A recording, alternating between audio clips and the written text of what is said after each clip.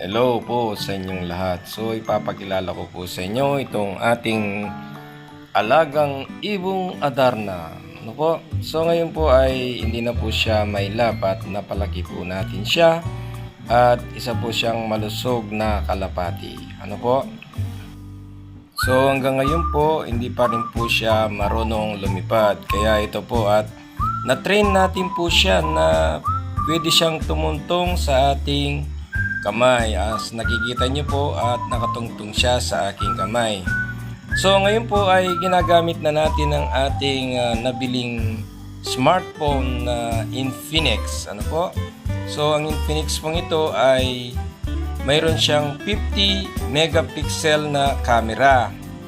So ang nangyari po kasi ay hindi ko po siya ma-focus dahil nakahawak po ang aking kamay sa camera at hawak-hawak ko po itong kalapati, kaya hindi ko po siya may focus mabuti. Pero overall po ay maganda naman po ang quality ng kanyang video. Nakikita nyo po pag medyo tama po ang pagka-focus ay napakaganda ng kanyang quality ng kanyang video. Ano po? So isa pa po ang kagandahan po ng cellphone na to ay mayroon po siyang 256 gigabyte na memory. Ano po? At isa pa ito, hindi ko pa po alam gamitin ng camera niya, kaya pasensya na po kayo kung medyo nagbe-blurred at saka hindi po maganda yung quality ng pagbibideo ko. So sa mga susunod pong mga video ko ay ipapakita ko rin po at siguro naman po ay mag-i-improve ng aking pagbibideo. So ito po ay pinaka raw video lang po ito. Ano po? Testing po ito sa Infinix camera ng Infinix smartphone.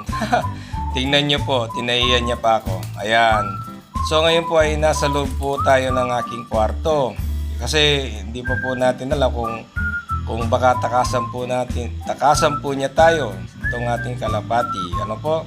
So yan po itong ating kalapati. Medyo mabait naman po, na-train na natin siya. Katulad po ngayon, ito, lumipad lang po siya at nandyan siya. So ipapakita ko po sa inyo kung paano po natin mapapada po sa ating kamay. So ang gagawin lang po natin ay ilalapit lang po natin ang ating kamay sa kanya at doon na po ay tutungtong po siya. Ayan, ito po yung ating kalapati. Medyo malaki na po siya at kumpleto na po yung mga pakpak niya. Ayan. So ito po ipapakita ko po sa inyo kung paano siya hawakan. Ayan. So ito po yung ating kalapati. Alam niyo po, marami po tayong alaga dito. Meron po tayong alagang kalapati, meron po tayong tortoise, at saka po may nahuli na naman po akong na chameleon, kaya may chameleon na naman po tayo. At mahilig po tayo sa mga stray cats. Meron naman po tayong stray cats dito. Sa mga susunod na video po ay ipapakita ko po. Okay po? So ito po yung naging video ng ating smartphone na binili natin na gamit po ang kita natin sa YouTube. Salamat po ng marami.